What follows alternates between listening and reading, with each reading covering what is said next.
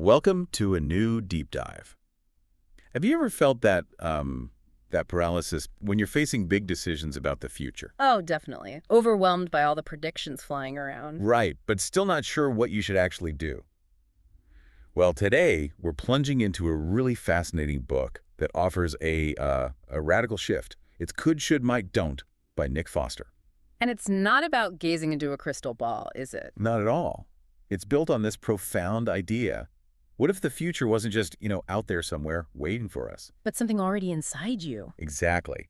What if every dream, every fear, every plan you imagine, what if it isn't really about tomorrow? But about who you are, right now, today. That's the essence, the rasa we're going to try and explore and distill. That's a great way to put it. Our mission here is really to uncover that rasa, the true essence, Yeah. the flavor, you could say, hidden in Foster's pages. Yeah. This isn't just like a book review. It's digging into a core human truth. It's just, Why our relentless obsession with what's coming next tells us so much more about our present selves than, I don't know, any forecast ever could. okay, let's unpack that central idea. Hmm.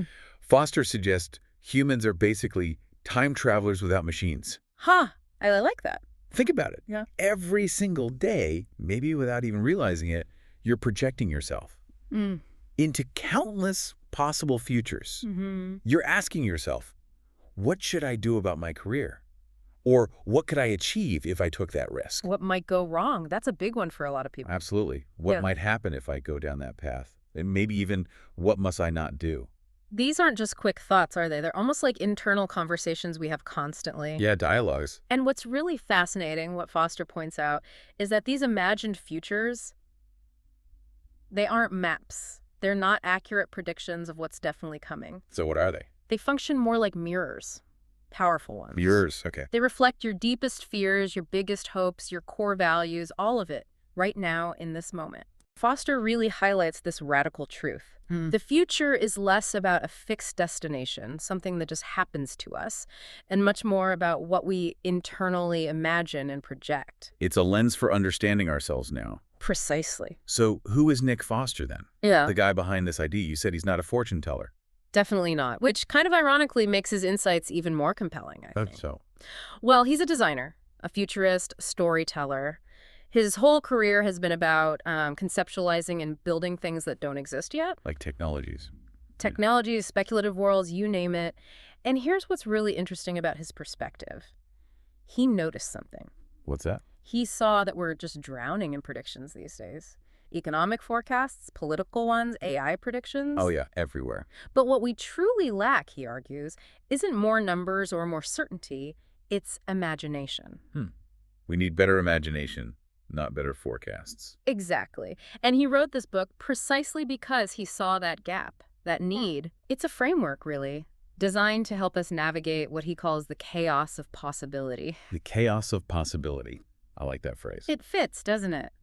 Life presents us with so much, and his framework encourages us to ask better, deeper questions of ourselves. Rather than just blindly following what some expert predicts. Right. It's about reclaiming some personal agency in how we think about the future. So why should you, listening right now, care about all this? Good question. Because your life right now is undoubtedly full of crossroads, big or small. Mm-hmm. Maybe it's a career move, a relationship thing, a creative project you're dithering on. Could you take that scary leap? Should you play it safe? Might you regret it later? Or even what happens if you just don't act, don't do the thing? It's so easy to get paralyzed by it all, the Yeah. sheer volume of options and unknowns. Totally. And this book, Could, Should, Might, Don't, it offers a surprisingly practical way to process those possibilities, to churn them, as you said earlier. Right. It shifts your whole approach. It does. It moves you away from trying to predict outcomes, which is often futile anyway, And towards, towards deep self-reflection. It's a path from that feeling of paralysis to gaining some clarity. okay, how? Imagine being able to sort of read your own thoughts, your own anxieties and hopes about the future as if they was stories telling you about yourself now. That's basically what Foster gives you. That's the idea. A mirror, a lens, a toolkit for your own imagination, helping you see your present motivations, your desires, your fears with much greater clarity. Okay, that makes sense. Yeah. And that brings us to his core framework, right?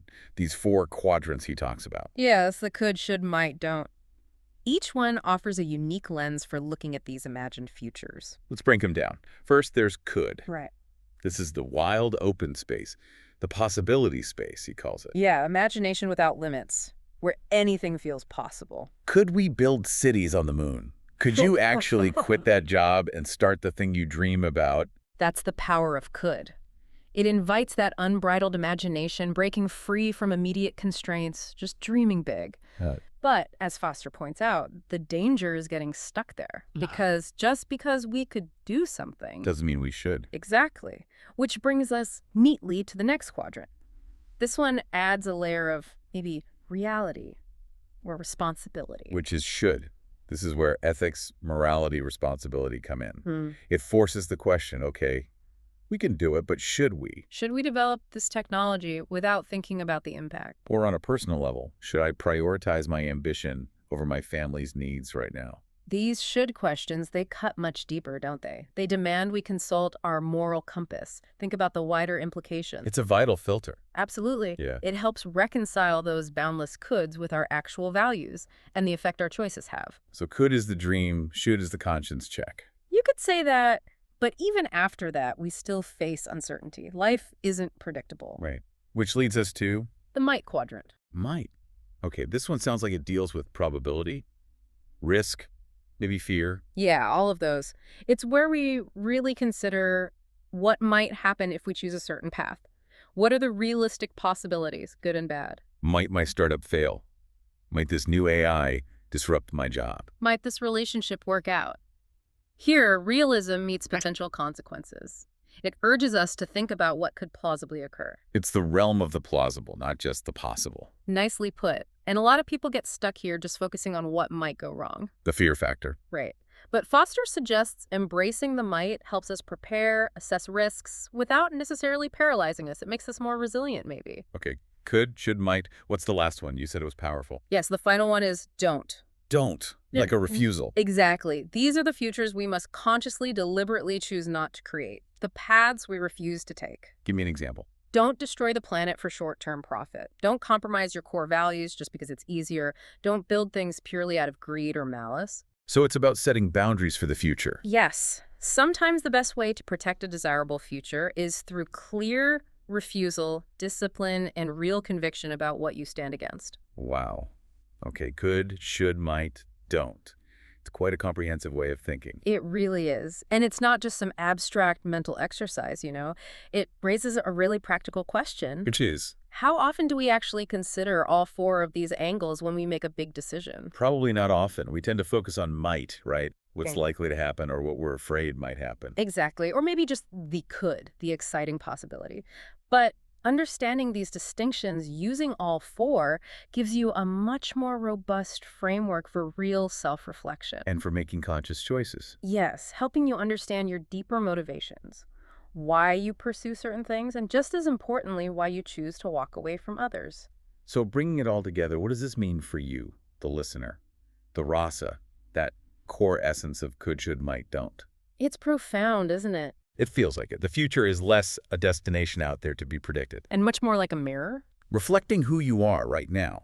It's like self-reflection, cleverly disguised as time travel. Beautifully put. This deep dive, I think, shows that our futures aren't these fixed points we're heading towards. They're active, living reflections of our present selves, our values, our fears, our hopes. So the provocative thought maybe to leave you with is this. How might actively engaging with these four quadrants, really thinking through the could, the should, the might, and the don't, how might that transform your next big decision? Taking it from being just a scary prediction exercise. Into a profound, maybe even clarifying act of self-discovery. Something to really chew on. That's it for this deep dive. Nick Foster's Could, Should, Might, Don't is a powerful reminder.